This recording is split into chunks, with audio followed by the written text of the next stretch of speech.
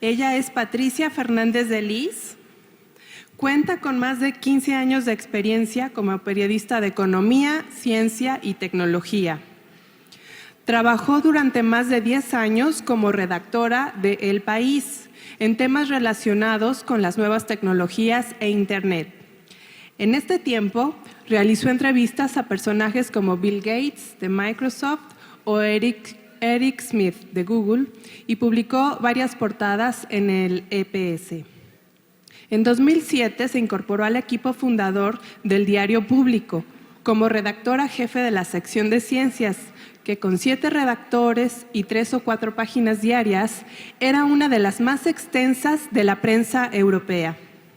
El Diario Público recibió el Premio Prisma 2010 especial del jurado de la Casa das Ciencias de Coruña, el galardón más prestigioso en la divulgación de la ciencia en España. Desde el 3 de julio de 2012 dirige la web de noticias Materia, que pretende convertirse en la referencia en la información de ciencia, tecnología, salud y medio ambiente en español. En septiembre de 2014, Materia se asocia con El País y Patricia es nombrada redactora jefe de Ciencia y Tecnología del diario. Patricia es profesora del Máster en Comunicación de la Ciencia, la Tecnología y el Medio Ambiente en la Universidad Carlos III de Madrid. En 2011 recibió el premio Mario Bohoslavsky por su contribución a la lucha contra las pseudociencias. Démosle la bienvenida a Patricia.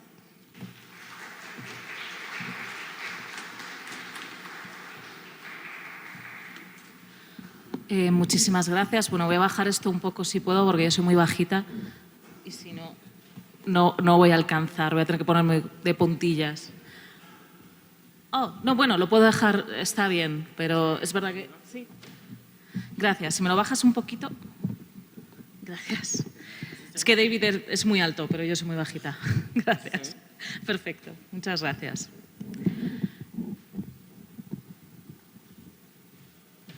Genial, gracias.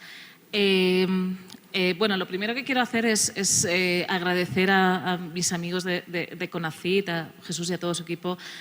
Muchísimas gracias, de verdad, por volver a invitarme a este seminario en el que siempre aprendo muchísimo de todos ustedes, de todos los compañeros de periodistas científicos de México y de otros países. Pero realmente para mí es un placer estar aquí. Además, guardo muy buenos recuerdos de la anterior reunión de CONACYT, porque fue hace 2 años cuando justo estábamos arrancando el proyecto en El País, así que tuve la oportunidad de poder anunciar la asociación de Materia con El País, y hoy vengo a contarles un poco qué es lo que hacemos y cuáles son los resultados de esa apuesta. Espero que intentaré ser lo más breve posible para luego dejar espacio a las preguntas y al debate, que yo creo que siempre es lo que tiene más interés, ¿no?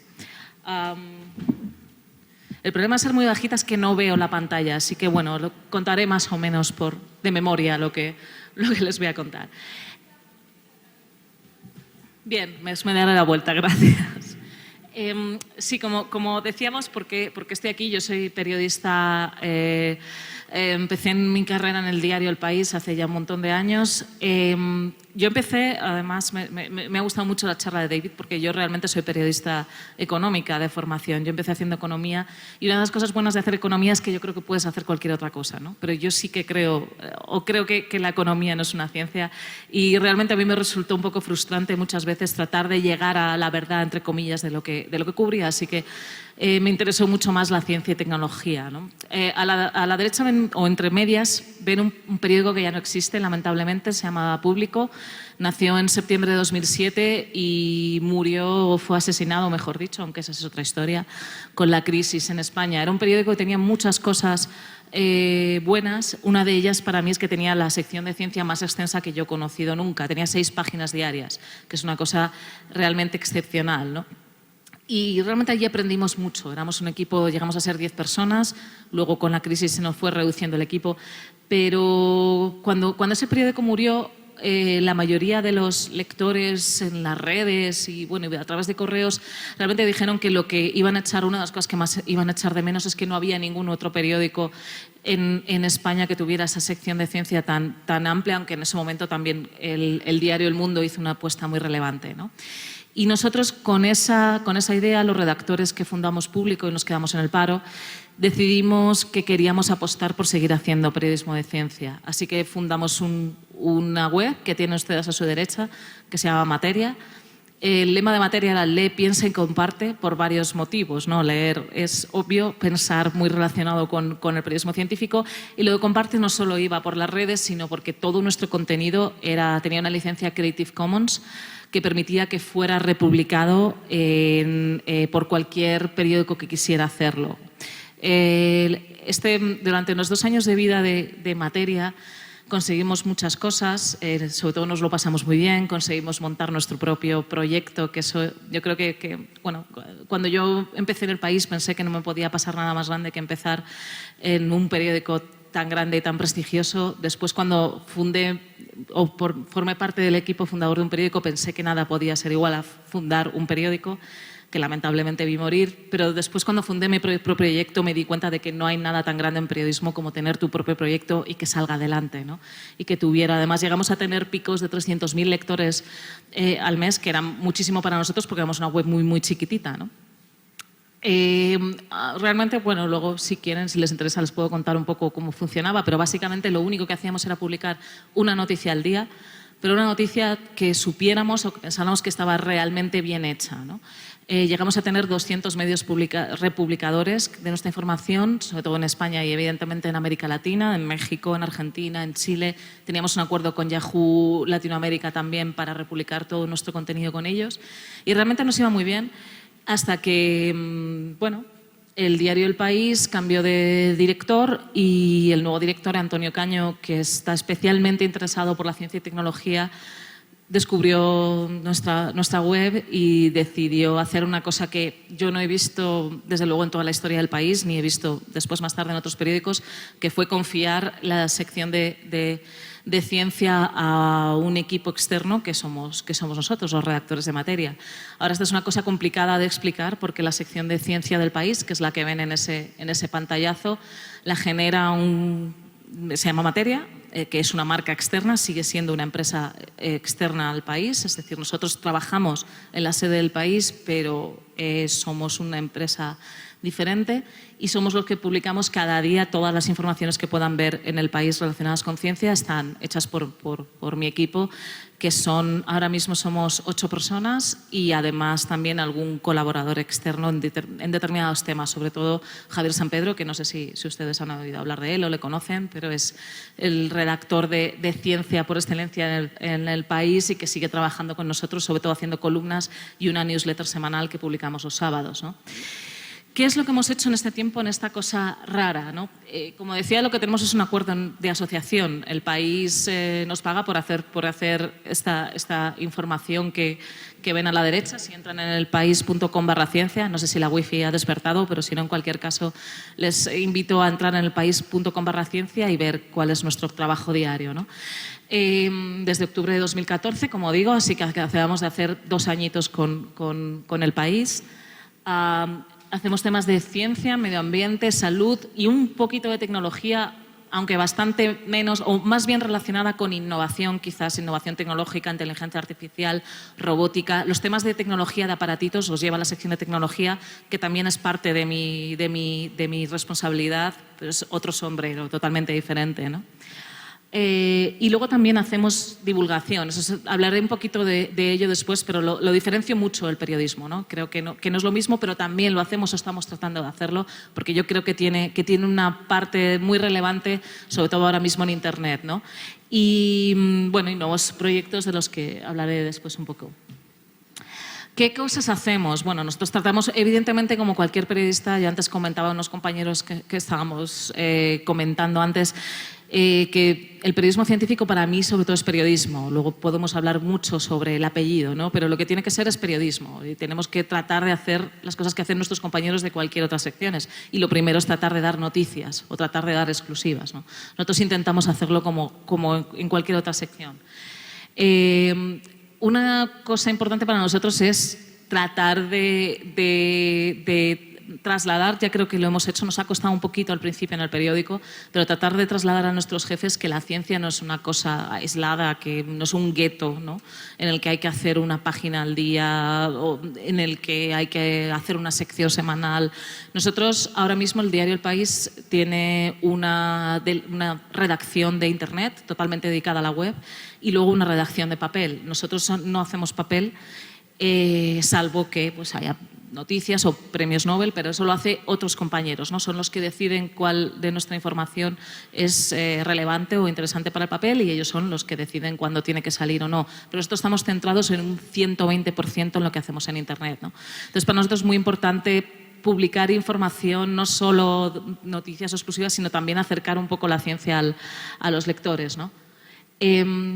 También es muy relevante, muchas veces cuando he hablado en otras charlas sobre por qué tiene que haber una sección de ciencia en los periódicos, yo lo defiendo muchísimo, porque no solo se trata de tener compañeros que puedan hablar sobre el último exoplaneta descubierto o sobre física cuántica o sobre matemáticas o biología, ¿no? Se trata de que cuando pasa algo relevante, como por ejemplo, pues creo que ahí está el virus del Zika, o cuando hay un terremoto en España, que es rarísimo, ya sé que en este país no lo es tanto, pero en España es muy complejo. La sección de ciencia está ahí para tratar de ayudar a dar respuestas, no tanto los porqués, porque ningún experto realmente serio te va a dar la respuesta simple a una pregunta compleja, ¿no?, que es lo que quieren nuestros jefes, pero sí quizá los cómo, ¿no? Cómo se producen todas esas noticias de actualidad, como por ejemplo hay un huracán o un terremoto o un mosquito que transmite una enfermedad que resulta que, bueno, que está aparentemente provocando que nazcan niños con microcefalia, o cuando, no sé, estoy pensando en otras cosas que hicimos, por ejemplo, Fukushima, cuando estalla una central nuclear y parece que el mundo se paraliza. Ahí es donde yo creo que los compañeros que escribimos o que hacemos información de ciencia podemos hacer debemos realmente hacer la diferencia, ¿no?, en un periódico como El País, que es un periódico generalista, como saben. Intentamos, por supuesto, aprovechar los medios de Internet haciendo fotogalerías, vídeos interactivos. Ahora mismo en el diario El País creo que el año pasado había como 2 o 3 personas en vídeo, ahora mismo debe haber unos 20 o 30, es decir, ha crecido muchísimo.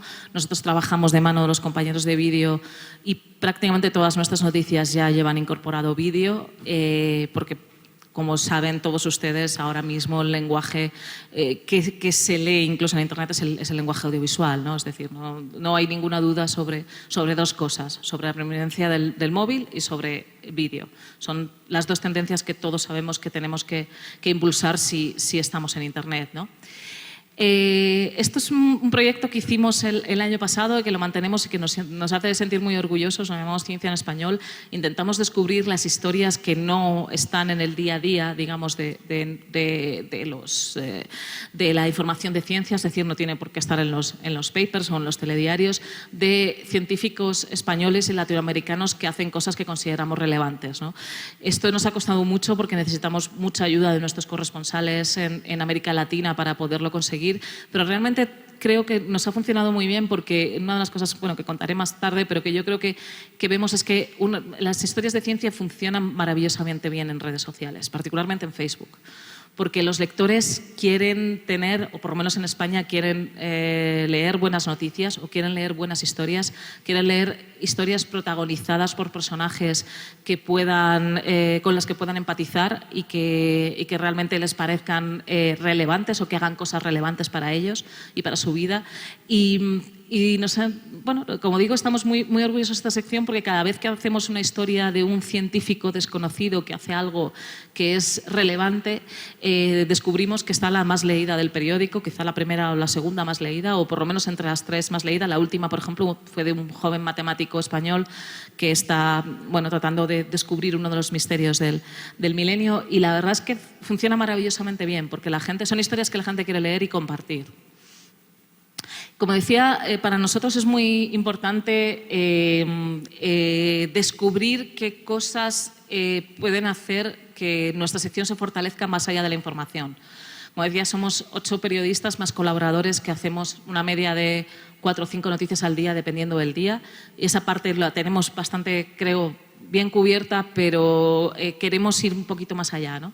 Y queremos que la forma de ir un poco más allá es incidiendo en lo que no llegamos, que es la divulgación de la ciencia, que funciona muy bien. Tenemos diferentes secciones que ven ahí. Por ejemplo, Crónicas de Astromanía lo hacemos en colaboración con el Instituto de Astrofísica de Canarias, que bueno, sus investigadores escriben siempre que pueden. La idea es una vez a la semana, pero la verdad es que muchas veces no llegamos. Escriben historias sobre la observación del cielo o sobre historias relacionadas con astrónomos desconocidos de la historia. Realmente funciona maravillosamente bien. Lo que Google no sabe es una sección que hemos llamado así a tratar de responder preguntas reales que la gente hace en Google. Entonces nosotros, bueno, lo que buscamos es historias como, por ejemplo, ¿qué pasaría si no hubiera luna? Esta es una pregunta real de los internautas. Esto es muy curioso porque realmente Internet muchas veces siempre decimos que es una doble vía, ¿no? Donde los lectores nos hacen llegar preguntas y nosotros tratamos de responder, y realmente no es tan así, ¿no? Los periodistas solemos estar centrados en nuestro trabajo, pero esto nos permite realmente ver qué es lo que los lectores quieren saber, ¿no? Y entonces, por ejemplo, el tema de qué pasaría si no hubiera luna, nosotros se lo damos a algunos investigadores que tenemos, digamos, contactados. Y funcionó como un tiro, fue lo más visto durante 3 o 4 días en el periódico, ¿no? Porque, como digo, se trata de responder a cuestiones o dudas reales que puedan tener los lectores, ¿no? Historias naturales es exactamente eso, un biólogo y compañero que también trabaja para la BBC y National Geographic, nos escribe historias sobre animales, historias curiosas de por qué bailan las abejas o historias sorprendentes sobre cómo funciona la naturaleza. Café y Teoremas es una sección que nació hace poquito con el Instituto de Ciencias Matemáticas en España, que es exactamente eso, es historias sobre matemáticas. Una de las cosas más sorprendentes que he vivido yo como periodista de ciencia o como responsable de una sección de ciencia desde el público hasta ahora es lo muchísimo que interesan las historias de matemáticas a los lectores. Yo creo que hay una frustración, o probablemente en mi caso, no sé en los suyos o en los lectores, una frustración de no haber sabido entender bien las matemáticas en el colegio, ¿no? Entonces, cuando eres capaz de explicar una historia de matemáticas a los lectores se vuelven locos, ¿no? Les encanta leerla, les encanta compartirla. Entonces, nuestros compañeros del Instituto de Ciencias Matemáticas nos hacen historias no solo relacionadas con teorías, sino, por ejemplo, el otro día escribieron una historia sobre guardaespaldas de Trotsky, que por cierto vivieron aquí en el DF, en la Casa Azul, y después en la casa de Trotsky, que era también matemático. Nos descubren un montón de historias desconocidas que, como digo, funcionan fenomenal. Y el juego de la ciencia lo publicamos los viernes, es una cosa rara, está hecho por Carlo Fravetti, que es escritor y matemático, también es guionista de televisión, y él lo que hace es plantear cada semana un enigma o un juego de lógica que deja abierto a comentarios y después a la semana siguiente lo soluciona y plantea otro que está encadenado, digamos, ¿no? Es realmente, si les interesa la lógica, se lo recomiendo porque es apasionante. Es la sección que más comentarios tiene, una de las secciones que más comentarios tiene de todo el país. Hay días hay secciones o hay semanas que tenemos hasta 1000 o 2000 comentarios de gente que comenta realmente, no de trolls, como tenemos en otras, lamentablemente, en otras secciones más relacionadas con la política o los deportes. En esto todos los lectores están comentando o dando soluciones y alternativas a los juegos, ¿no? Es una sección de la que nos sentimos muy orgullosos porque fue de las primeras que lanzamos y funciona maravillosamente bien, ¿no? Solemos decir esto de materia es una demostración de lo que es la ciencia, divertida, apasionante y rigurosa, o intentamos que lo sea, ¿no? Estamos muy orgullosos de nuestra comunidad. Nuestra comunidad tenemos, creo que, bueno, las cifras están un poquito más adelante, unos 300 y pico mil usuarios en Twitter, 250.000 en Facebook, y sobre todo lo que más allá de los números, lo que nos entusiasma es su capacidad de interacción con nosotros y con otros lectores, ¿no? Son muchísimos, y verán después las cifras, historias las que comparten y las que leen relacionado con lo que hacemos, con lo cual, bueno, estamos muy orgullosos, la verdad, de nuestra comunidad. tratando de explicar un poco de lo que hablábamos, preguntaban los compañeros de CONACYT sobre la ciencia y sus lectores, hay algunas reflexiones relacionadas con cómo vemos nosotros la ciencia que me gustaría compartir con ustedes de forma breve, ¿no? Esta es una cita que es real, que viene del libro que Walter Isaacson escribió sobre la biografía que escribió de Einstein, que si no lo han leído se la recomiendo porque es increíble. Es un trabajo periodístico fascinante. Walter Isaacson fue el director de la CNN, fue director de la revista Time, es el biógrafo de Jobs, pero realmente fue Steve Jobs el que le llamó después de leer la biografía de Einstein, que es un gran trabajo periodístico, como digo, así que lo recomiendo muchísimo, aparte de ser un libro de ciencia entusiasmante, ¿no? Pero bueno, esta anécdota es real y esto es cuando, creo que fue el segundo viaje de Einstein a Estados Unidos, el Chicago Tribune, después de muchas entrevistas, Einstein se encontró con el periodista del Chicago Tribune, él le preguntó, después de que el profesor explicara que la exposición más superficial sobre la teoría de la relatividad llevaría de 3 o 4 horas, el periodista decidió dedicar la entrevista a otras cosas. Afortunadamente esto con Einstein funciona, porque evidentemente era un personaje, como todos ustedes saben, con muchísima trayectoria política también y con muchísimo interés, ¿no? No todos los científicos a los que entrevistamos se puede hacer esto, dedicar la entrevista a otra cosa, ¿no? Pero es una relación extremadamente complicada la que tenemos los periodistas con los científicos muchas veces, ¿no? Esto es una exageración y una broma, claro, pero realmente es bastante real, ¿no? El científico es un experto que espera que su artículo sea publicado en 18 meses. Nosotros, con suerte, estamos en las 18 horas. Los que tienen mucha suerte, 18 horas es mucho tiempo. Un área de expertise es el rol de la proteína P32 de la tal. Nosotros somos expertos en escribir muy rápido. Y un artículo interesante sobre cáncer es una especialidad chiquitita, pequeñita, y nosotros es, bueno, cosas lo más sensacionalista posible, ¿no? Evidentemente es una exageración, pero yo creo que tiene un punto de realidad.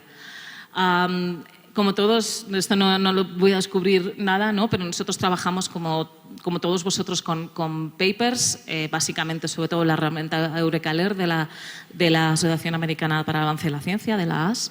El paper es una cosa incomprensible para la mayoría de nosotros. Afortunadamente la Eureka Alert tiene los papers embargados con mucho tiempo, con lo cual nos permite estudiarlo, leerlo, llamar a expertos y que esa cosa incomprensible se convierta en algo que todo el mundo querría leer, ¿no? Como esto. Bueno, evidentemente ese titular de paper no se parece nada al titular de la información que hicimos después, ¿no? Nosotros, bueno, esto creo que todos sabéis de lo que es, ¿no? El día a día de un periodista científico. Tratamos de saber lo que está ocurriendo de la forma más comprensible, saberlo ya, buscamos un titular. No solo hablamos con una fuente, intentamos contrastarlo con muchas fuentes. Eso es algo que los científicos entienden mal o regular. La ciencia como noticia. Esto es simplemente una cosa que tiene que ver con algo que estaba hablando antes con unos compañeros del Popular, de este periódico de Puebla, que me preguntaban por qué es noticia, o por qué creo que tiene que haber secciones de ciencia, y por qué creo que tiene que haber información de ciencia en los diarios, ¿no? Evidentemente, una de las razones es la macroeconómica. La ciencia, como preguntaba antes el compañero en la charla de David, evidentemente la investigación y el desarrollo es lo que sostiene el crecimiento estable de un país, ¿no? No tengo los datos de América Latina, pero ahí pueden ver cuáles son los países en su esfuerzo en I+D y en PIB por habitante. Como ven, arriba a la izquierda, Japón, Suecia, Finlandia, Estados Unidos, Islandia, Suecia, Dinamarca, y muy abajo está España, y por ahí también, pues bueno, Turquía, Rumanía, en fin. No hace falta saber mucho de macroeconomía para entender este gráfico de forma muy rápida, ¿no? Sin embargo, yo creo que también hay razones mucho más allá de las macroeconómicas, bueno, puesto cercanas, por decirlo de alguna forma. Esto es una historia que formó parte de esta sección de ciencia en español del que hablábamos. Esto es de una investigadora, que además nos llamó ella, una investigadora española que trabaja en Japón y que hace exoesqueletos para niños. Bueno, nosotros hablamos con ella, sacamos un vídeo, hicimos una historia. Esto fue una noticia que fue probablemente de las que más nos han leído en toda la historia de materia en el país. Estuvo lo más visto durante días y días y días y se compartió en las redes, salió en los telediarios.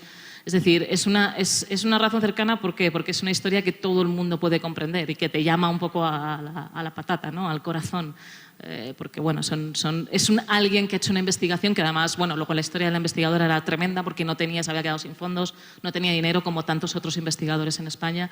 Y entonces, bueno, la historia era muy, muy cercana, ¿no? Porque además esta niña, Daniela, era una niña real, una niña que no podía moverse hasta que esta investigadora, que era amiga de sus padres, conoció la historia y desarrolló un pequeño exoesqueleto para ella, ¿no? Y a partir de ahí hizo toda una investigación relacionada con exoesqueletos para niños.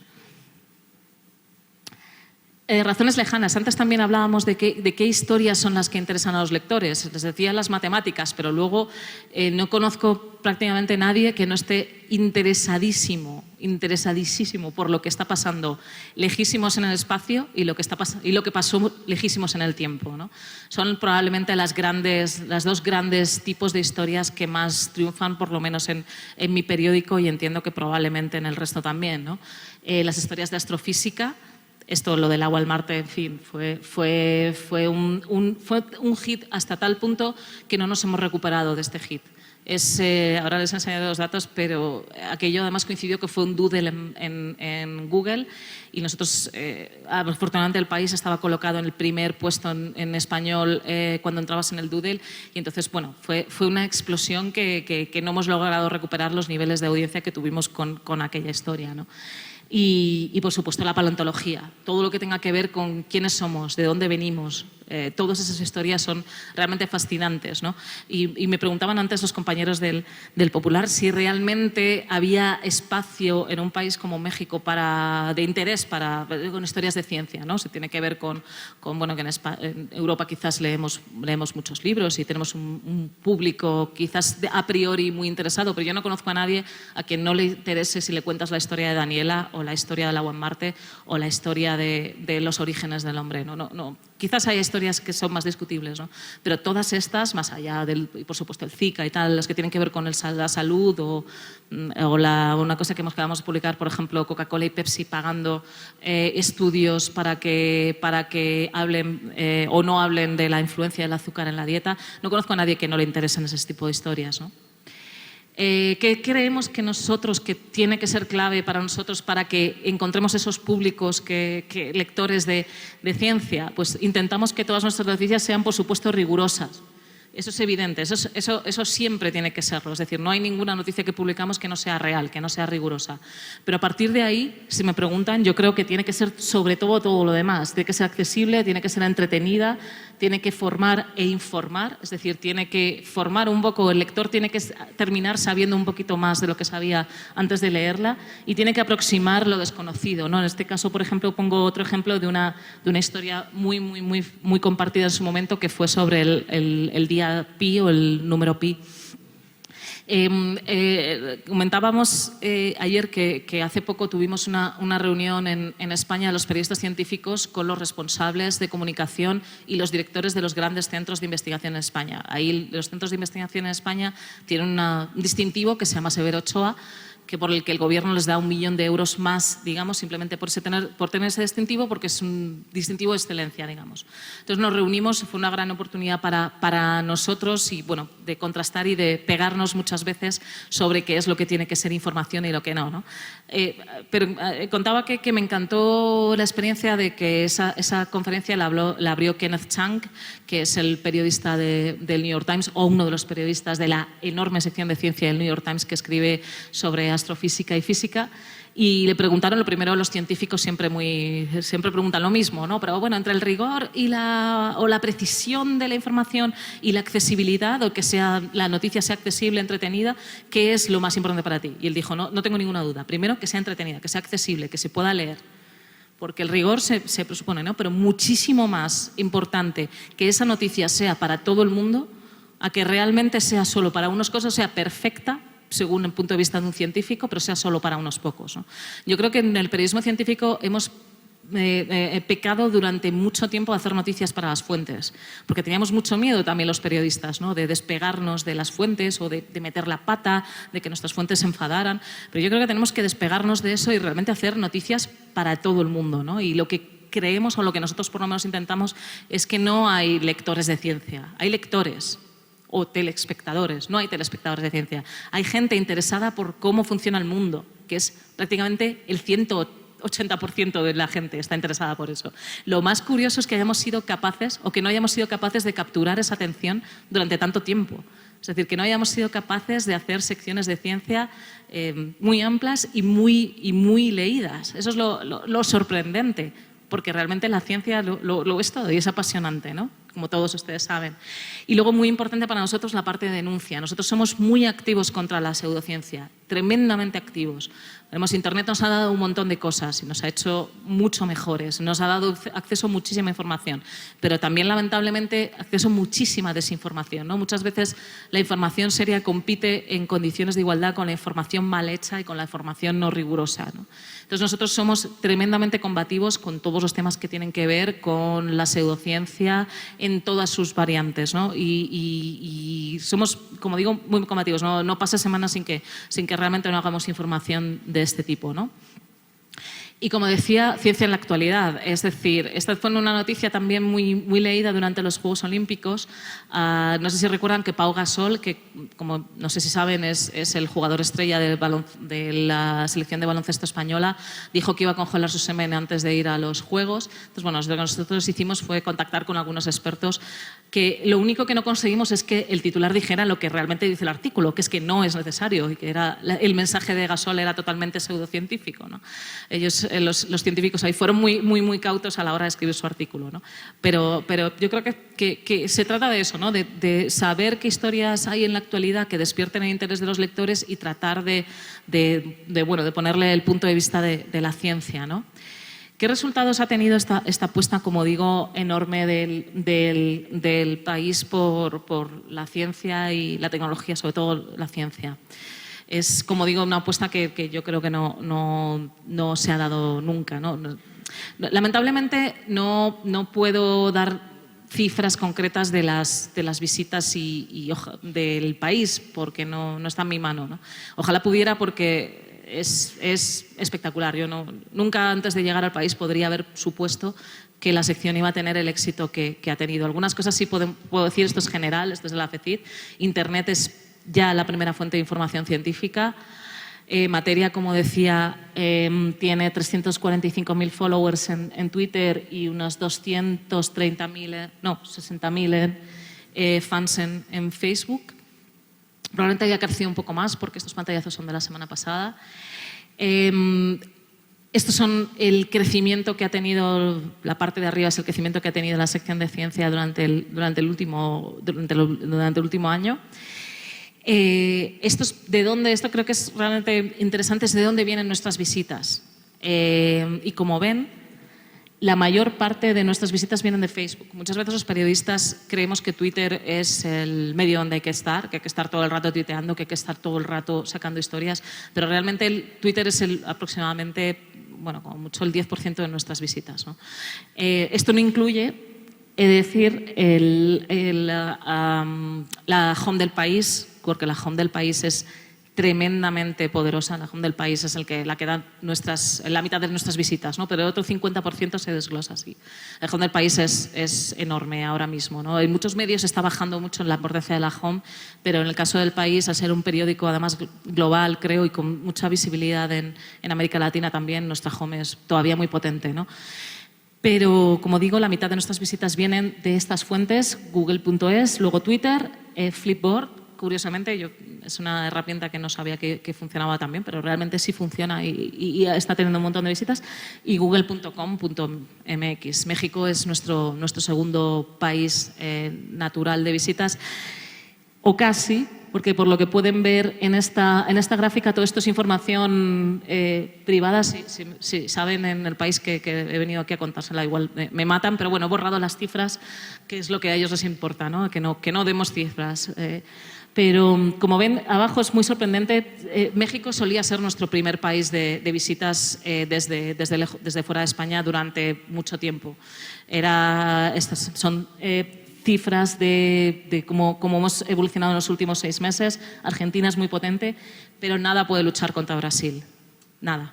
Nosotros tenemos una delegación en Brasil desde hace un par de años, pero bueno, ha crecido mucho en el último año. Nuestra delegación en México ha crecido también un montón, hay unas 20 personas, pero ahora mismo la delegación de Brasil es potentísima. Les comentaba antes en el autobús unos compañeros que ayer la noticia más vista de todo el país fue una noticia hecha por la delegación de Brasil sobre el desarrollo constitucional de no sé qué historia, y fue la más vista del periódico, pero con muchísima diferencia. Es decir, Brasil es potentísimo, y particularmente las historias de ciencia, aunque creo que ya nos contará mejor Marcelo, pero las historias de ciencia en Brasil es una potencia, ¿no? Y tienen un interés brutal, ¿no? Entonces, ahora mismo Brasil, desde hace unos 6 meses, es nuestro primer país de consulta, por encima ya de España también, no solo de México, sino ya de España.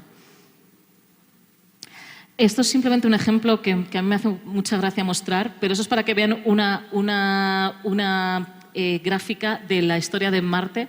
Les decía, la segunda noticia dice: elecciones catalanas, Ciudadanos envían una propuesta de acuerdo PP, PSOE, tal, que era la segunda noticia más vista, ¿no? La noticia de Marte tenía 91.000 personas, o sea, vistas a la hora, y la otra tenía 12.000.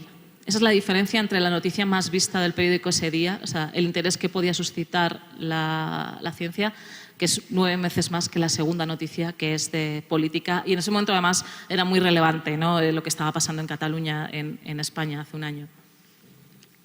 Y lo sigue siendo. Y a mí esta gráfica me gusta mucho también enseñarla, aunque mis compañeros del periódico no tanto. Quizás sea difícil verlo, pero estas son instancias desde Facebook, es decir, gente que entra desde Facebook a historias de diferentes secciones. No sé si lo leen, pero abajo pone actualidad.elpaís.com, álbum, que son fotogalerías, historias de comunidades autónomas, ciencia, cultura, economía, internacional, opinión, Planeta Futuro, que es nuestra sección de historias de subdesarrollo, de países subdesarrollados, y política. Ven ciencia, ¿no? No es ya la más grande, es que multiplica a opinión, que es la siguiente, en donde más gente entra a historias del país, pues probablemente casi lo duplica, ¿no? Es decir, ciencia es la sección del país con más visitas desde Facebook, de todo el periódico. Esto también es un dato que no sé si coincide con los periódicos de todos ustedes, ¿no? Pero yo creo que eso es un dato muy relevante que nos hace pensar sobre la red social más potente del mundo, qué tipo de historias está buscando la gente que está en la red social más potente del mundo, ¿no? Entonces, yo creo que esto también es un cuadro que me gusta mucho enseñar para que haga reflexionar a los directores de medios de comunicación, ¿no?, que no tienen secciones de ciencia. Y bueno, esta es simplemente una frase de Carl Sagan que a mí me gusta mucho, me hace mucho reflexionar, ¿no? Vivimos en una sociedad exquisitamente dependiente de la ciencia y la tecnología. Durante casi nadie sabe nada sobre ciencia y tecnología. Nosotros lo que tratamos es de aprovecharnos de eso, de montarnos sobre eso y dar muchas más historias de ciencia y tecnología. Y nada más, simplemente agradecerles su atención y de nuevo a CONACYT su inmensa amabilidad por invitarme. Gracias.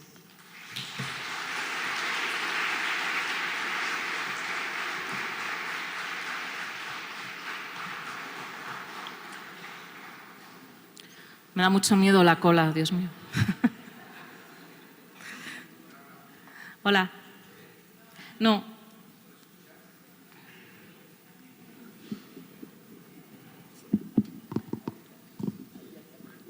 Hay que apachurrarle.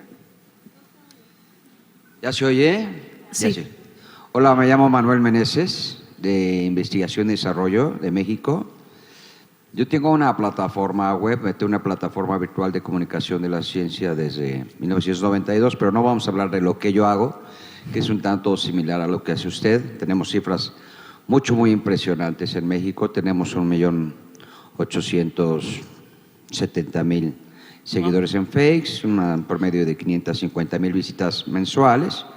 Pero nosotros capturamos mucho lo que está en el mundo de la ciencia y la tecnología y la innovación. No somos generadores de noticias, generamos 2 noticias al día. Pero a mí me da mucho gusto escucharla porque la escuché cuando usted era independiente y estaba apenas aproximándose al país. Yo tengo varias preguntas, pero conteste las que quiera porque ya dijo usted que la fila va a estar grande. Una es, ¿cuál es el presupuesto anual que ustedes tienen para tener una idea? Eso por un lado. Usted afirma, cuando expone la que no tiene los suficientes conocimientos de macroeconomía, lo cual le agradezco porque es una bondad escuchar cuando un periodista dice eso. Yo tampoco los tengo. Pero a mí lo que me llama mucho la atención en el país y en muchos de los medios españoles y latinoamericanos, más en los españoles, la OCDE acaba de mencionar que España está a la cola de innovación y hay un vacío en lo que es innovación. No lo van a tocar las secciones de política, no lo van a tocar las secciones de opinión, no lo van a tocar las secciones de economía, etcétera, etcétera. Pero eso tiene que ver con ciencia y tecnología, sin duda alguna. ¿Por qué no se están recogiendo esos espacios? ¿Sí? Eso por un lado.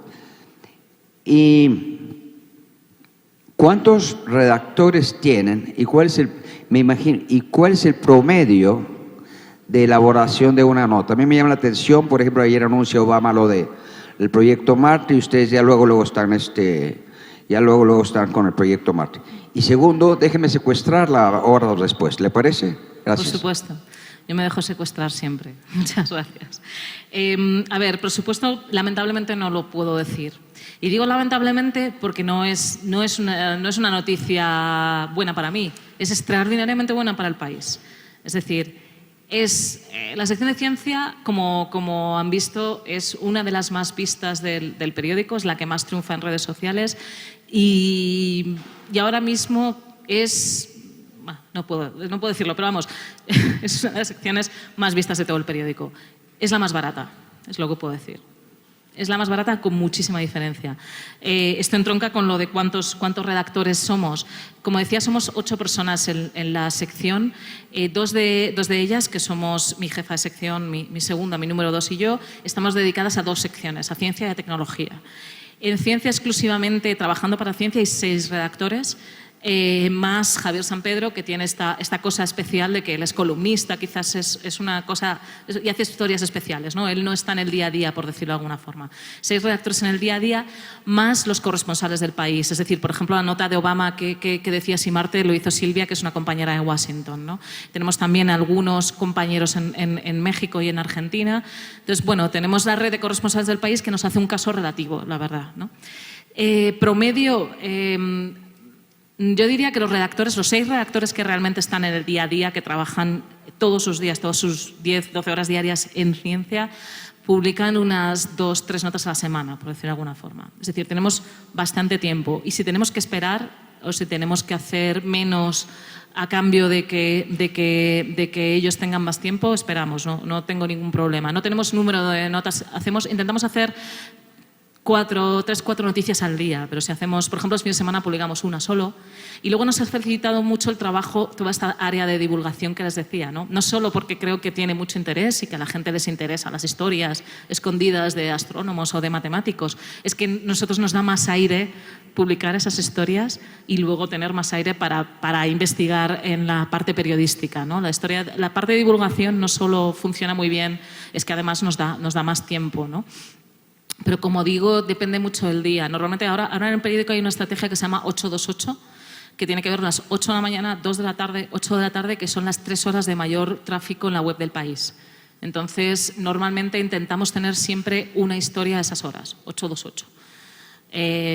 Hay veces que los embargos te impiden estar en esas horas, pero normalmente si son historias propias tratamos de colocarlas a esas horas porque es el momento en el que la gente lee la web del país, ¿no?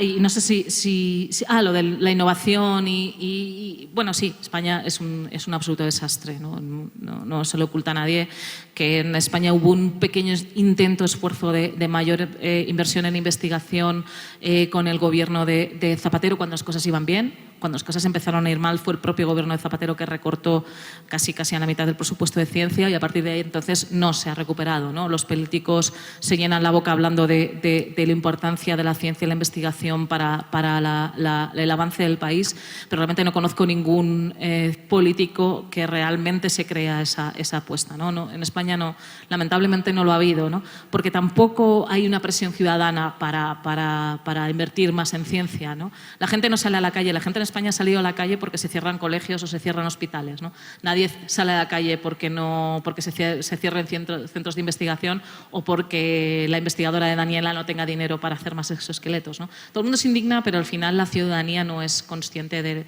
o no le importa, ¿no? O muchas veces lo que también nos pasa, y esto pasa con muchísima frecuencia, es cuando comentábamos también ayer, cuando publicas una historia sobre investigación, no sé, astrofísica, los lectores se indignan porque se esté gastando dinero en eso y la gente muera de hambre, ¿no?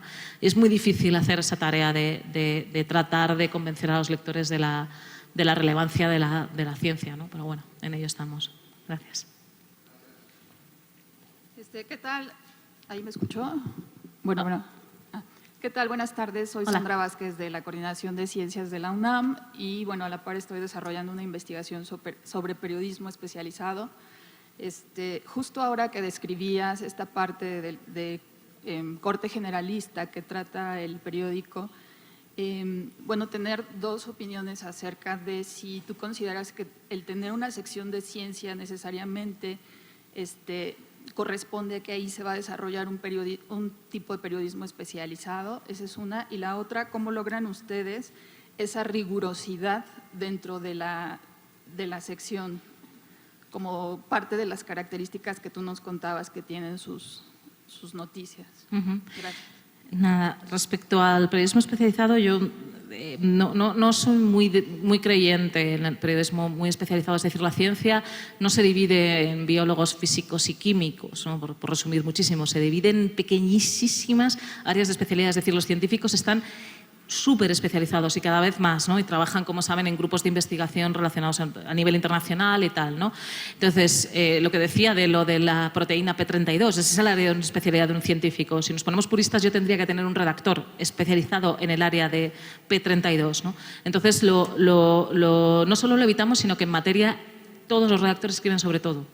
No hay ningún redactor que escriba, bueno, sé que puede gustarle más la física, otro le gusta más la biología, pero ninguno escribe sobre un área concreto. Yo creo que no me expliqué bien con respecto a las características de un periodismo especializado, porque si bien, bueno, tú decías que el país responde a un corte generalista y ese tipo de periodismo tiene y desarrolla ciertas características, tú puedes especializarte ya sea en periodismo de ciencia, economía, política, deportes. A ese tipo de periodismo me refería, no en específico a desarrollo. Bueno, siendo que decir, relacionado o de la misma manera, yo tampoco creo en periodistas de economía, ni de deportes, ni no sé qué. Yo creo en los periodistas.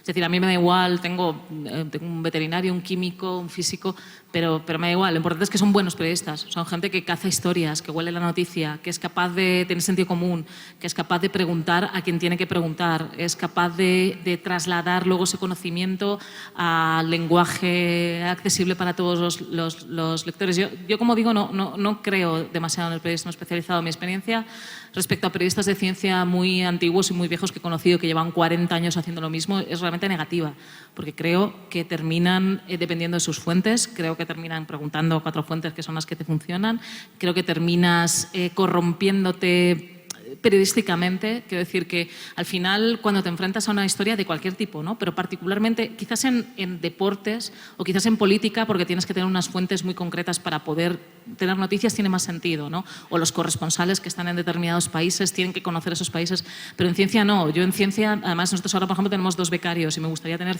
5 si pudiera, y que escribieran de todo, porque en ciencia lo que necesitas es una mirada que sea equivalente a la que tiene tu lector, que es normalmente desde cero, desde el cero más absoluto, ¿no? Lo que tienes que tener es sentido común, evidentemente, y esto entronca con la otra pregunta de cómo nos aseguramos de que nuestra noticia sea rigurosa. Contamos con una ventaja que es, sobre todo en la mayoría de las historias que hacemos, que son papers, es que tenemos esos papers embargados con unos cuantos días de antelación, ¿no? Entonces, lo que decía de que damos mucho tiempo a nuestros redactores, si necesitas 2 o 3 días para hacer esa historia, la vas a tener, ¿no? Si es muy compleja. Entonces, lo que nos aseguramos siempre es de llamar, evidentemente, a los investigadores de esa investigación, pero también llamar a otros investigadores. Es decir, siempre llamamos a gente ajena a esa investigación para que nos la valore, ¿no? Entonces, bueno, el rigor nada te lo asegura, pero si le puedes dedicar en cualquier área del periodismo 3 días a una historia, o 6 o 16, mejor que 2 horas, ¿no? Entonces, tratamos de, yo creo que tiene mucho que ver con el tiempo y con también el hecho de que mis redactores son todos seniors, ¿no? Gracias. Nada. Hola, Elizabeth Ruiz de la Academia Mexicana de Ciencias. Yo tengo 2 preguntas en cuanto al modelo de negocio que ha representado Materia para el País, siendo una sección pues muy leída. Si realmente esto ha impactado como tal vez en mayor publicidad en el área. Y esto va ligado con la otra. Si otros medios han tomado como ejemplo a Materia como para que se hagan más espacios para ciencia, y si esto pues se ha visto reflejado pues en mayor trabajo para periodistas dedicados a ciencia, principalmente porque había como muchos chicos por aquí de estudiantes, como que nos dijeras un poquito más al respecto. Vale, me gustaría daros más detalles sobre el tema del modelo de negocio.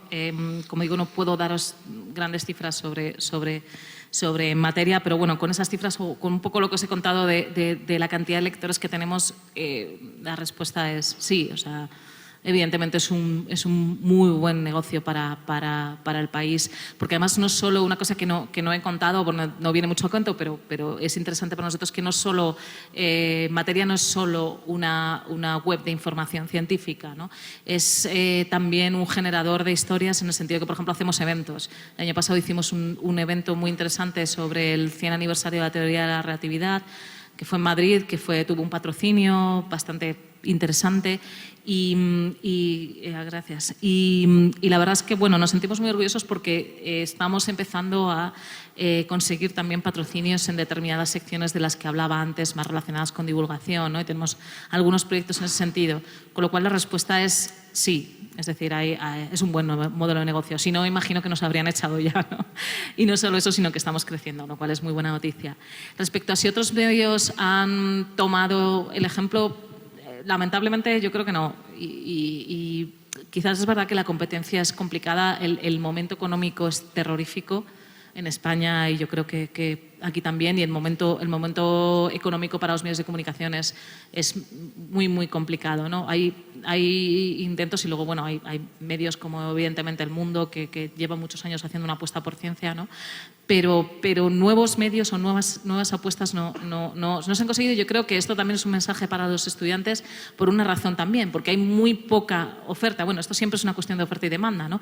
Pero el país quería, o el director del país quería una sección de ciencia y tecnología y lo encontró porque había ya montada una web. Es decir, si nosotros no hubiéramos montado Materia, el país no nos habría llamado nunca, ¿no?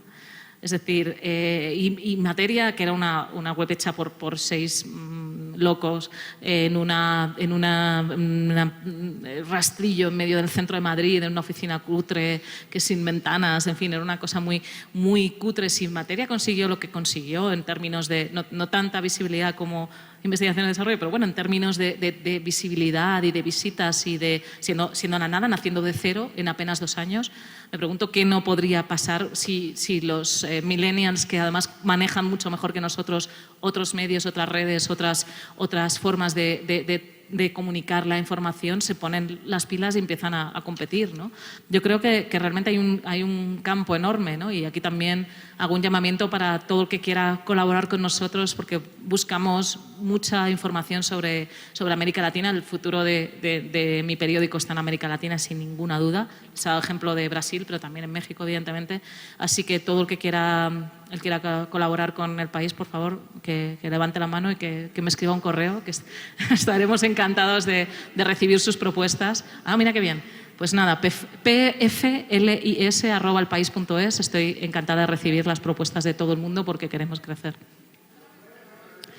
Perdón, lo debería haber puesto ahí, pero se me olvidó. Pamplona, Francia, Lérida, Italia, Sevilla. pflis, que es también mi usuario en Twitter, @elpais.es. Ahora me van a escribir todo. No tengo wifi, lo siento, no. Procuraré responder a todo el mundo, pero realmente estamos con muchas ganas de crecer, particularmente en América Latina, claro, que es donde está. En España no tenemos mucho más campo para crecer. Sí. Tengo una pregunta dividida en 2. Vale. La primera es una parte que tiene que ver con la identidad. ¿Tú cómo defines Materia? ¿Qué es Materia? ¿Es un sitio web? ¿Es un medio periodístico? ¿Es una sección? ¿Es una parte de divulgación, parte de periodismo? ¿Qué es? ¿Cómo la defines? Wow, buena pregunta, no sé, no tengo ni idea. Probablemente podría haber respondido hace 2 años cuando la creamos, ¿no? El espíritu era esa lee, piensa y comparte. Materia era un medio de comunicación en sí mismo dedicado a hacer información, puramente información, noticias de ciencia, ¿no? Noticias de ciencia, lo mejor que nosotros éramos capaces de hacer. Eso era Materia hace 2 años. Ahora mismo Materia ya no depende mucho de mí, está en manos de los gestores del país aunque nosotros seguimos teniendo la propiedad de la compañía, y está en manos de los lectores que nos reclaman determinada información, ¿no? Y sobre todo es que nosotros, o sea, ahora mismo les contaba lo de divulgación, si volvemos a vernos en la próxima edición, ojalá, probablemente lo que esté contando sea completamente diferente, ¿no? Porque lo que estamos viendo ahora mismo en todos los medios de comunicación es que esto cambia a tal velocidad que no lo sé, ¿no? Materia es ahora mismo la sección de ciencia del país, pero además también es un medio por sí mismo, ¿no? Tiene sus propias... intentamos adaptarnos a todo lo que reclama el lector del país y beneficiarnos de los medios del país, que son enormes, pero somos totalmente independientes y hacemos la información que consideramos más relevante para nuestros lectores, ¿no? Ahora, la segunda parte era sobre esta alianza que tienen con investigadores de institutos, que imagino que funciona muy bien para la parte de divulgación, para Genial. explicar historias específicas científicas, que claramente no es periodismo. ¿Hasta qué punto eso no puede confrontarse o no puede terminar en un conflicto de interés cuando ustedes quieren hacer un trabajo periodístico sobre esos temas o sobre esas personas? Es muy buena pregunta, sí. Nosotros también nos lo preguntamos. En realidad, por ahora no nos ha resultado ningún conflicto, ningún problema. No tenemos ningún tipo de asociación más allá del interés mutuo que nosotros tenemos por contar historias que tengan interés para nuestros lectores y que estos centros de investigación tienen por trasladar esas historias. En realidad, si me preguntáis por qué estos centros y nosotros, tienen mucho que ver con el director de comunicación o de cultura científica de estos centros, ¿no? Que normalmente es gente que tiene mucha sensibilidad periodística, son periodistas que están en ese otro lado y que nos han ofrecido esa posibilidad y a nosotros nos parece bien, ¿no? Pero no tenemos ninguna relación contractual, ni económica, ni de ningún tipo, ¿no? Es simplemente una asociación que nos funciona bien a los dos, a ellos para dar visibilidad a sus centros y a nosotros para contar historias que no tendríamos de otra manera, ¿no? Y también para acostumbrar a los científicos a contar historias, ¿no? Que yo creo que eso es muy importante para todos. Evidentemente podría darse ese problema, ¿no? Por ahora no se ha dado y hemos tenido historias duras, por ejemplo, en cuanto al Instituto de Ciencias Matemáticas en concreto, que tuvo un problema con su director y tal. Nosotros contamos las historias exactamente igual y no pasa nada porque, como digo, yo creo que tiene mucho que ver en estos casos casi las personas, ¿no? Más que los centros. Y si hay una persona en aquel lado que entienda como pasa en estos centros, que es periodista y que entiende perfectamente el trabajo periodístico y lo separa y entiende que está totalmente separado, no hay ningún problema. Y por ahora no hemos tenido el problema. Pero efectivamente es una muy buena pregunta, sí. Hola. Hola. Mi interés como periodista de ciencia más bien es hacia mi editora. ¿Tú cómo me podrías ayudar a convencer a mi editora pues de que la parte de ciencia es muy importante y que además debe de ir acompañada pues con esta fuerza de los gráficos, de las imágenes? Pues sí, esa es como una labor extra que ahora me toca desarrollar. Y mi otra pregunta a lo mejor también es muy específica, pero me gustaría saber cuánto es mucho en un texto para un periódico en cuestión de ciencia. Me queda claro y me gusta la idea de reconocer que nos dividimos entre divulgadores y periodistas porque los periodistas nos dedicamos a las historias. Eso me parece fundamental. Y entonces, ¿cuánto es mucho? ¿En qué momento debo de decir, no, creo que estoy abusando de mi espacio y debo de parar ahí y ya, los datos se tienen que quedar aparte? ¿O pero eres periodista de un periódico, entiendo. Sí, escribo para El Economista. El Economista. Sí. Ajá. No sé si he entendido muy bien esto de cuánto es mucho. O sea, ¿qué quieres decir con...? La extensión. Lo que pasa es que, no sé, un texto de 500 palabras a veces me queda corto para explicar un tema donde tengo que pues, empezar desde cero, Ya. poniendo las bases de lo que estoy hablando, etcétera. Y bueno, a veces llego a las 1000 palabras y siento que apenas sí quedó claro, entonces… La verdad es que no sé, depende muchísimo del tema, pero yo cuando estuve en la Escuela de Periodismo hice el máster de periodismo del país y nos obligaban al principio, yo creo que es un gran ejercicio para todos los periodistas, a escribir grandes noticias de la historia en breves.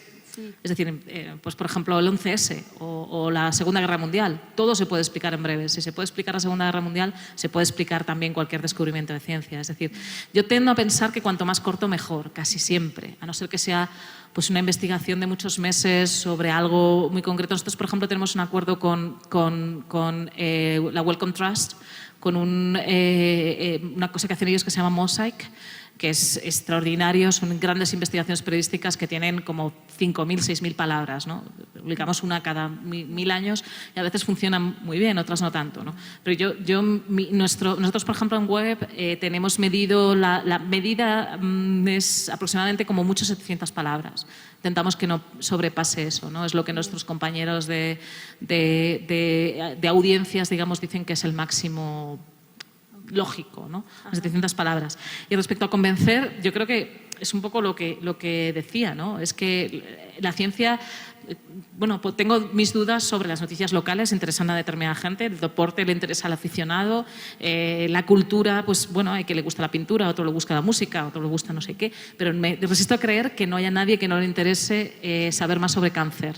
O sea, o saber por qué ha estallado una central nuclear en Japón, o qué va a pasar si hay un terremoto en la falla de San Andrés. O sea, esto le interesa al 120% de la población, ¿no? Como te decía. Es decir, tu razonamiento para tu editor es que esto le interesa a todo el mundo. Otra cosa es que luego lo sepas contar, ¿no? Ese es el truco. Pero al final es una cuestión de saberlo contar, no de interés. Es decir, la ciencia no es cosas extrañas que hacen señores en laboratorios, ¿no? La ciencia lo es todo, es decir, y es apasionante, y es divertida, y es entretenida. ¿Por qué no puede ser divertida la ciencia? Claro que sí, divertidísima. Pues al final la cosa es que entre el gatito subido a un patinete y la historia del exoesqueleto de Daniela, pues probablemente el exoesqueleto tenga más éxito, lo vea más gente que el gatito, y sobre todo para tu medio, que es un medio prestigioso, sí, va a resultar en muchísimo más prestigio si haces información de ciencia. Oye, perdón, la última. ¿Qué tanto peso le das tú a los gráficos, a las infografías, a este apoyo? A nosotros es muy importante. Nos gustaría hacer mucho más, porque el departamento de infografía en el país está ultra explotado, ¿no? Entonces, nosotros nos gustaría hacer más de lo que hacemos, pero es fundamental, o sea, es importantísimo. Hola. Hola. Yo lo que quería preguntarte es que nos platicaras un poco más sobre cómo fue el proceso de planeación de materia, ¿no? Uh-huh. O sea, cómo fue el momento en que ustedes decidieron, necesitamos hacer un medio digital de periodismo de ciencia, ¿no? Porque es súper necesario, que no es cualquier cosa, ¿no? O sea, yo he estado en los últimos meses tratando de investigar más sobre nuevos medios digitales de periodismo de ciencia en Latinoamérica, y me parece que hay muchas iniciativas, pero los que llegan a concretarse son muy pocos. Y también cuando fue la asociación esta con el país, ¿no? ¿Cómo fue el acercamiento? Ellos llegaron con ustedes o ustedes con ellos, y además cómo desde que se empezaron a asociar con ellos, cómo mantuvieron ustedes su independencia editorial, digamos. Gracias.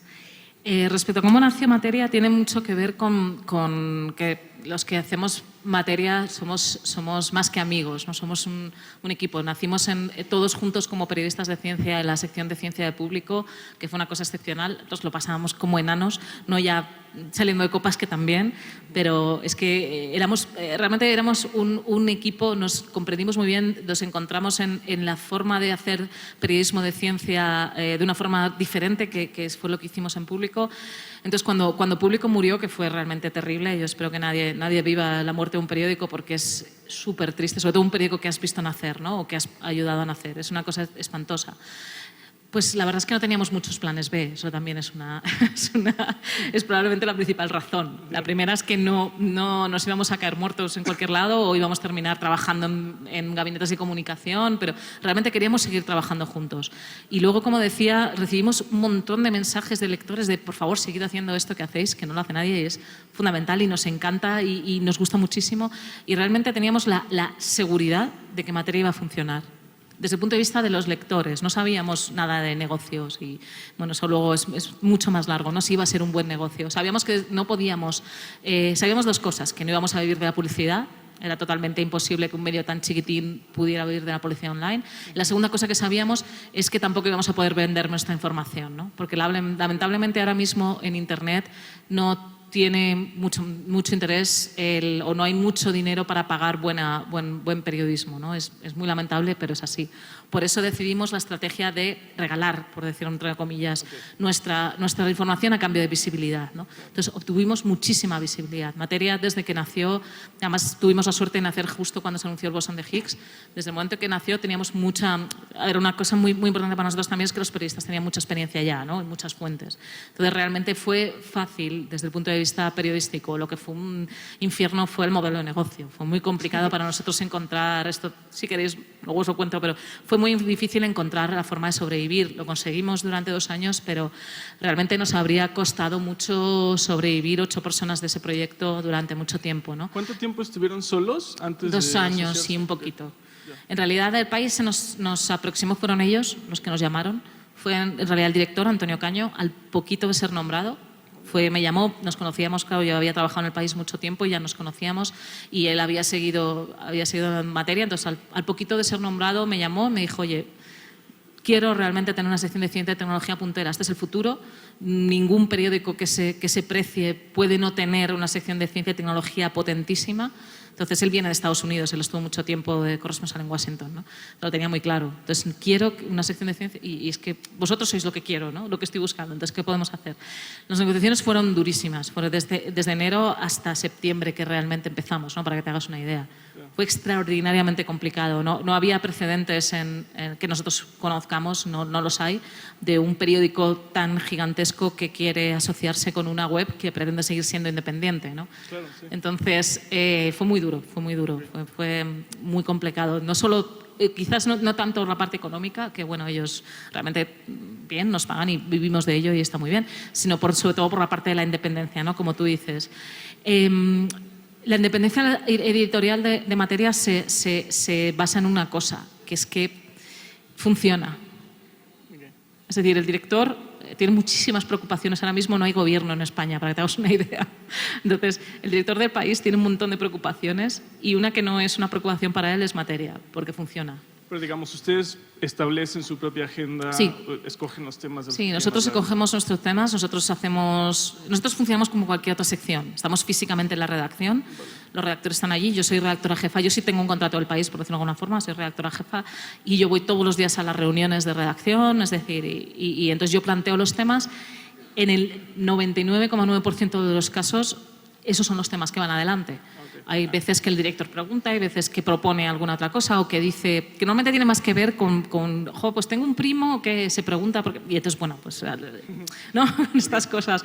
Pero es muy raro, es extremadamente raro que un tema que nosotros hayamos propuesto no salga adelante, ¿no? Porque entrad en elpaís.com/ciencias, que realmente es muy raro que un director de un periódico pues, discuta sobre algo de lo que no sabe ni le interesa más allá de que funcione, ¿no?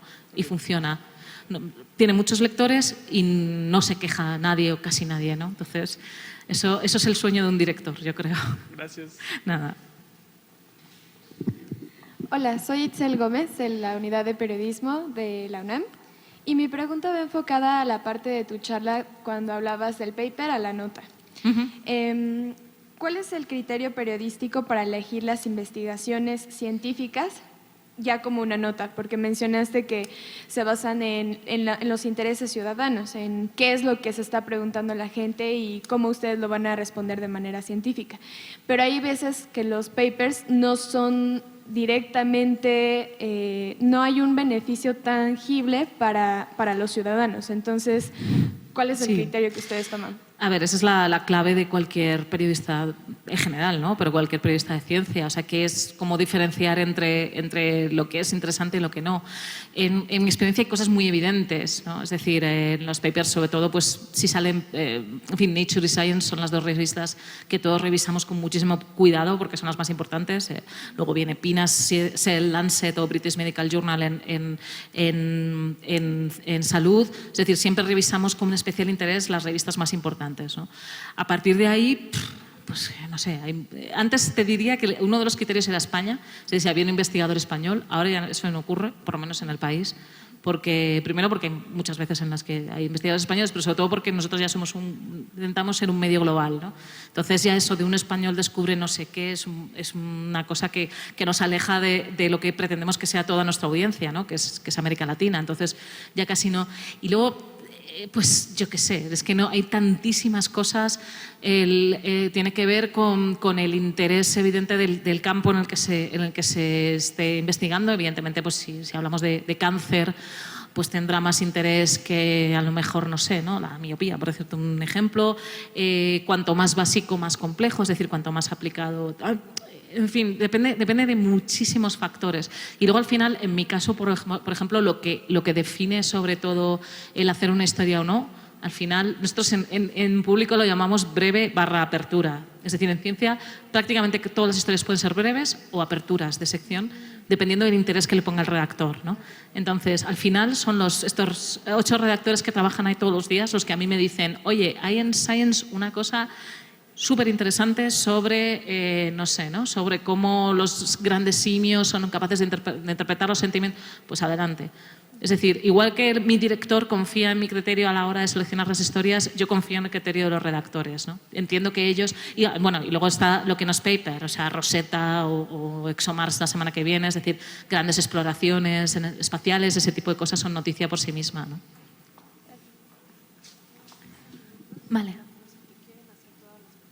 Vale, nos quedan 15 minutos, me dicen. Listo. Bueno, que sé. Sí, mi nombre es Gwendolyn Collazo y vengo de la revista de Avance y Perspectiva del CIMBESTAF. Mi pregunta va dirigida a cómo hacer o si ustedes abarcan lo que es ciencia básica y cómo es que abordan este tema y qué tanto espacio le dan en su portal. Vale, si queréis me dicen que me hagan todas las preguntas a la vez y así yo tardo un poco menos. Gracias. Soy de la UAP. Estudiante de comunicación, y son 2 preguntas que tienen que ver, perdón. La primera pregunta es, ¿qué tanta influencia ha tenido El País, el periódico, gracias, de parte de las instituciones gubernamentales? ¿Y qué aportaciones podría... Perdona, ¿qué influencia ha tenido El País? El País, el periódico, El País, de parte de instituciones gubernamentales. O sea, no sé si entiendo muy bien. Digamos, una línea, la línea editorial, dices. Por así decirlo. ¿Y qué aportaciones podría darle al periodismo científico mexicano desde su experiencia como campo? ¿Qué diferencias puede notar y qué cosas cree usted que necesita el periodismo científico mexicano, a diferencia del español? Gracias. Bueno, finalmente, buenas tardes. Armando Arellano, de la Facultad de Comunicación UAP. ¿A qué limitaciones o situaciones se ha enfrentado que le haya provocado alguna censura, ya sea usted o al diario, en especial enfocado al área de ciencia? Gracias. Vale, de nada. A ver, respecto a la ciencia básica, sí, o sea, nosotros es fundamental. Es decir, la ciencia básica es la que sostiene la ciencia aplicada, que es la que sostiene todo. Es decir, nosotros le damos muchísima relevancia a ciencia básica. Yo te diría que de todas las historias que publicamos, igual el 90% son de ciencia básica, ¿eh? No nos da miedo, además, la ciencia básica o más. Es decir, casi, es que no sé, o sea, al margen ya de, como digo, grandes exploraciones o alguna otra historia, casi todo lo que publicamos es ciencia básica. porque a pesar de que evidentemente muchas veces puede ser complejo de trasladar los resultados de esa investigación a los lectores, y evidentemente hay que ser muy cautos, sobre todo en los titulares, ¿no? No puedes decir descubierto la cura del Alzheimer si ha sido en la mosca del vinagre, ¿no? O en ratones, o sea, hay que ser muy cuidadosos. Pero yo creo que a nosotros nos encanta la ciencia básica porque es la base, ¿no? de todas las investigaciones. Hacemos muchísimas historias. Yo creo que ahora, por ejemplo, tenemos una de Alzheimer en ratones que publicamos hace un par de días. O sea, casi todo lo que tenemos es ciencia básica. Respecto a lo de la línea editorial del país, pues llamada al director del país y que os responda. La influencia gubernamental en la red. Bueno, no sé, es extremadamente complejo responder a esa pregunta, ¿no? Y no es mi papel como jefa de la sección de ciencia hablar sobre la línea editorial del país y la influencia gubernamental, ¿no? El País es un periódico que tiene una base muy sólida en la transición democrática de España, ¿no? Es decir, el País nació en un momento en el que España necesitaba un tipo de prensa diferente, un tipo de prensa libre, no asociada con la dictadura, para un país moderno y democrático, ¿no? Y eso es lo que yo creo que significa el País para muchos españoles, ¿no? Luego se puede discutir sobre la línea editorial, pero el País se define como un medio progresista, democrático y defensor de algunas de las ideas que sacaron a España del oscurantismo después de la 40 años de dictadura, ¿no? Y además ahora no tenemos gobierno, con lo cual la influencia gubernamental ninguna, porque no existe el gobierno español. Respecto a ¿qué necesita el periodismo científico mexicano? Yo, o sea, con todos mis respetos, no tengo el conocimiento ni, por supuesto, soy quien para dar lecciones a los periodistas científicos mexicanos, ¿no? Y menos viniendo de España. Igual si viniera de Estados Unidos podría dar muchas más lecciones, ¿no? Pero no soy quien para dar lecciones. Lo que puedo decir, lo que he leído es fabuloso. Además, conozco muchos y muy buenos periodistas científicos mexicanos, de verdad, y además hay muy buena ciencia en México también. No puedo decir que haya visto nada que me haya llamado la atención para mal en el periodismo científico mexicano. Y trato además de leerlo porque, como digo, nuestra intención es competir con todos ustedes, ¿no? Y llegar a que Materia y el País sean relevantes para los lectores de ciencia en México, en Colombia, en Brasil, en Chile o en Perú, ¿no? Entonces, con toda la humildad del mundo, no soy capaz de dar lecciones, ¿no? Simplemente, bueno, contar algunas de las experiencias de lo que hemos vivido en el país y en España con la mayor humildad posible, ¿no? Y respecto a limitaciones y censura, pues la verdad es que no hemos tenido ninguna. Censura no conozco ningún caso, la verdad, ni en público, ni por supuesto en Materia, que además éramos más libres, entre comillas, que ahora, ni en el país, ¿no? Limitaciones, pues las que dicta el sentido común. Es decir, muchas veces, por ejemplo, en público nos resultaba muy difícil hablar sobre la homeopatía, porque teníamos un jefe entonces que era muy fan, ¿no?, de la homeopatía. Entonces, al final, lo que te pasa con las pseudociencias es que te das cuenta de que depende también mucho de las personas, ¿no? Y realmente tiene muy poco que ver con el conocimiento, sino con los prejuicios y los miedos de las personas, ¿no? Y también hay periodistas que son fans de la homeopatía o que creen en los horóscopos o que no sé, ¿no?, o que creen en la vida extraterrestre. Entonces, en realidad te encuentras más con ese tipo de delimitaciones, ¿no? Con algún jefe poco comprensivo o con algún jefe histérico o con temas como, por ejemplo, el de la Coca-Cola que les decía antes, que va directo a la línea de flotación de un anunciante muy potente, no solo en el país, claro, sino en cualquier periódico. Esa noticia al final salió publicada, por supuesto, en la Home del País y salió publicada a 3 columnas en la edición de papel también, ¿no? Es decir, todo eso es tremendamente complicado y hay muchas presiones que son las que sufren todos los periódicos, ¿no? Pero no tenemos, desde luego yo no recuerdo y sinceramente, de verdad, lo diría, pero no hemos tenido ningún caso de censura más allá de lo que es el sentido común,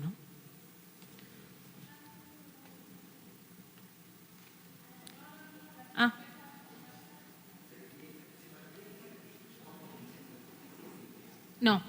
No, ya no tenemos, ya no somos. Es una de las cosas que sí, es verdad, se me ha olvidado decir, es una de las cosas que lamentablemente perdimos con nuestro acuerdo del país, una de las cosas que más luchamos por mantener fue nuestra licencia Creative Commons para que otros medios fueran capaces de republicar, ¿no? Pero eso fue prácticamente imposible. El país es un medio con copyright y yo creo que francamente creo que es un error. Y creo que al final iremos hacia un mundo más Creative Commons, ¿no? Un mundo en el que todo el mundo comparta la información pero como saben, la situación ahora mismo en los medios de comunicación es terrorífica, particularmente en España. Yo creo que aquí ya ha llegado un poquito más tarde la crisis del papel, pero llegará. Y llegará el momento en el que todos los periódicos de papel, que ahora viven un poquito mejor en México, tengan la tremenda caída que estamos sufriendo en España y que se vea que todavía no hay un reemplazo claro como de modelo de negocio en la web, ¿no? Y entonces esto es catastrófico y ahora mismo es tremendamente complejo poder vivir de nuestro trabajo, ¿no? No se sabe cómo lo vamos a hacer. Entonces cualquier cosa que sea muy rara, tipo lo de Creative Commons, no, en un periódico como El País es imposible. Sí, buenas tardes. También ustedes decías que manejan fotografías como parte relevante de la página y videos. Sí. Me gustaría saber la duración de los videos y si los mismos periodistas son los que editan sus videos o aparte tienen, ellos graban o cómo es ese proceso. Como regla, ¿no? Supongo que cada nota tiene un video y aparte si no hay conflicto de intereses, pero en relación a los patrocinadores o en relación a las empresas que tienen que ver con la ciencia y con las publicaciones que ustedes hacen. No sé si entiendo muy bien el conflicto de intereses de los patrocinadores. No. Sí, o sea, de las empresas que venden publicidad al país o que comentabas algo que también reciben patrocinios, ¿no? Sí, son dos preguntas diferentes, entiendo. Sí, son dos preguntas perfecto, distintas. Perfecto, pensaba que era lo de los vídeos. Vale, respecto a lo de los vídeos, la duración depende mucho. A ver, nosotros tenemos un equipo del País Vídeo muy potente, ahora mismo, como decía, que son casi 20 personas. Entonces, son ellos los que nos ayudan a decidir cómo y de qué manera hacer los vídeos. Creo que la duración aproximada son 1 minuto y medio. Creo que no duran más, porque a no ser que estemos haciendo programas especiales, ¿no? Que eso es otra historia. Pero los vídeos que acompañan a las noticias, como muchísimo, 1 minuto y medio. No, es el máximo, porque la gente no aguanta más de 1 minuto y medio en Internet viendo un vídeo. Por lo menos en el país, ¿no? No sé si en las televisiones es diferente. Pero por lo menos cuando ese vídeo acompaña la noticia. Yo creo que tiene que ver también porque está en la cabecera, quieres leer, pero te impacientas. Es una cosa muy curiosa, ¿no? En las redes sociales aún menos, es medio minuto. Lo que hacemos cuando hacemos vídeos, lo que llaman vídeos nativos en Facebook, es nada, medio minuto como muchísimo. Son nada, pequeños flashes de información con imágenes y subtítulos, ¿no? Respecto a quién lo hace, es una mezcla. Cuando las noticias vienen en papers, Science and Nature, y vienen vídeos nativos de los investigadores, nosotros lo que hacemos es hablar con el equipo de vídeo. Ahora afortunadamente está creciendo, entonces tenemos un par de compañeros más especializados en ciencia que se dedican única y exclusivamente a hacer nuestros vídeos, por decirlo de alguna forma, ¿no? Entonces el redactor habla con estos compañeros y son ellos los que cogen las imágenes, cogen quizás imágenes de archivo, las editan y tal, siempre con la ayuda del redactor, ¿no? Que el redactor es el que les da después la información o les pasa el texto o directamente, bueno, y al final siempre la versión final la ve el redactor, que es el que al final es el responsable de ese vídeo, ¿no? Como digo, ahora mismo los vídeos son fundamentales. No hay noticia que publiquemos que no lleve vídeo, a no ser que sea una cosa muy de última hora. Pues no sé, estoy pensando la noticia de los 3 padres genéticos que hubo hace un par de semanas, que fue aquí en México, de hecho, donde nació el niño y tal. Pues tú al final lanzas una nota, o los Nobel, ¿no? Lanzas una cosa muy rápida, 2 párrafos, y a partir de ahí ya construyes el vídeo, ¿no? Pero normalmente los vídeos los hacemos con mucho cuidado con el equipo del País Vídeo. Y respecto al conflicto de intereses, afortunadamente no lo tenemos. Es decir, la ciencia tiene una ventaja para el patrocinador, tiene una desventaja, que es que en principio, aunque ahora está cambiando mucho esa percepción, pero en principio no tiene tanta visibilidad pues, como el deporte, ¿no? En España existe la Liga Santander ahora de fútbol, todo el mundo lee fútbol, todo el mundo ve fútbol, ¿no? El Santander o el BBVA lo que quieren es estar en la Liga de fútbol, ¿no? Sin embargo, la ciencia es muy blanca, tiene una ventaja, que es muy blanca y les da mucho prestigio, ¿no? Nosotros, por ejemplo, tenemos un acuerdo bastante potente con OpenMind, que es una web del BBVA, del banco, que se dedica a temas de innovación y tal, ¿no? Entonces tenemos un acuerdo muy potente con ellos. Hemos tenido acuerdos también para hacer eventos con Philips, por ejemplo. Entonces, nosotros al hacer mucha ciencia básica, como hablábamos antes, no tenemos realmente demasiados conflictos de interés. Nunca haremos una noticia sobre el BBVA o sobre Philips o sobre cualquier otra cosa, ¿no? Lo que hacen esas marcas es plantar su marca. Esas empresas plantan su marca en relación a cosas como lo del exoesqueleto de Daniela, ¿no? Ciencia en Español es una sección que ha tenido patrocinio durante mucho tiempo. ¿Por qué? Porque las empresas quieren asociar su imagen a innovación, a ciencia, a futuro. Y ahí nosotros prácticamente nunca, porque además política medioambiental no hacemos, que quizás es lo que puede dar pie a más polémicas, pero eso es una cuestión de la sección de nacional o de internacional o de economía. Entonces nosotros, como hacemos ciencia, es prácticamente imposible que tengamos conflicto de interés, ¿no? Lo cual, hablando de lo que decía la compañera de por qué los medios deberían apostar por la ciencia, esa es una de las razones también. Es una sección extremadamente atractiva para el patrocinio, muy atractiva. Gracias. Nada. Gracias.